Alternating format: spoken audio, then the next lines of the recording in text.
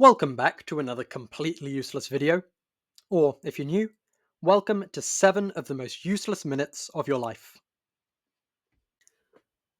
If you haven't already, check out the Australia video where we discuss the rules, and check out part 1 where we discuss Pakistan's first team. Link is in the description. On to the second team, where we're actually running short on top order batters. But we do still have Fakhar Zaman and Babar Azam as our opener and 3 respectively. Absolutely nothing wrong with that. Our other opener is a little trickier. Imam ul Haq or Amir Sohail. Strike rate? Amir at 84 and Imam at 82. Not great. Average? Imam is much higher. Longevity? That goes to Sohail. And Imam is a righty, which does complement Fakhar, but Sohail can bowl.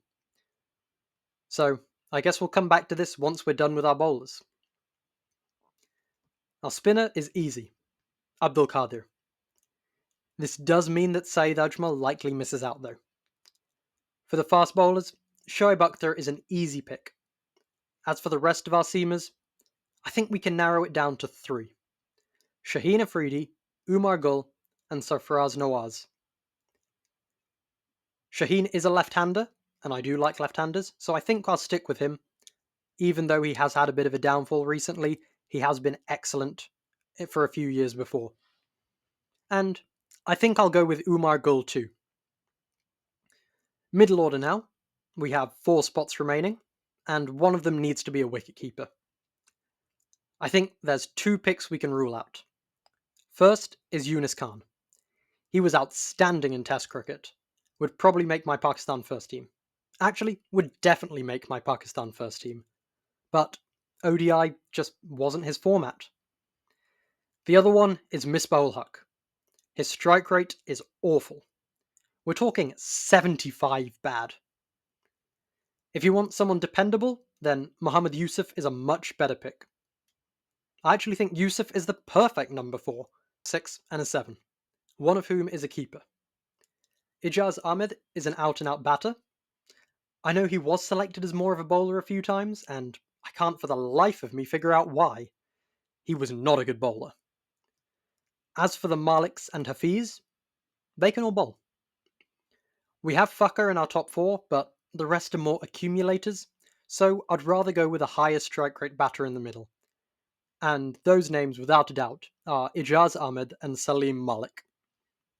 Of course, if we do this, then we'll need to go with Amir Sohail as our opener and find 10 overs between Sohail and Malik, which might not be ideal. You couldn't really rely on either of them to bowl more than 5 overs, meaning that you've got exactly 50 overs in there. For this reason, I'm thinking of putting Shoaib Malik in, as he was a genuine 5th option, and his batting is roughly on par with Ahmed, if a little bit slow. So, what are we going to do? Even if we go Malik, they're both offies, so I think we need to play Sohail anyway for the overs. So Sohail definitely opens. Then, in the middle order, let's suppose we go Malik and Malik.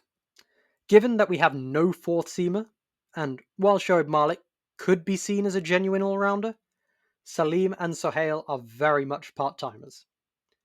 If we only had 2, I don't think we'd have the confidence that we can get 10 overs out of them every time. But with 3, it means it will be harder for the batters to settle. Our batting gets slightly worse, but not by much. Sorry if that was confusing. This is the kind of nonsense that goes on in my brain. I have to suffer it, so you guys do as well now. Now, all we need is a keeper. And I can't see any reason to go Rashid Latif here. He's definitely the worst bat, and you don't need a pure gloveman when it comes to white ball cricket.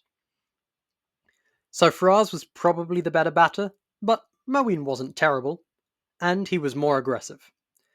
And given that they'll be batting at 7, neither of them are better than anyone in our top 6, I'd rather go for the higher strike rate batter, which is definitely Moeen Khan. It's not an incredible team, but it's alright. I'd say this team is better than the New Zealand team, and about on par with England, maybe a touch worse.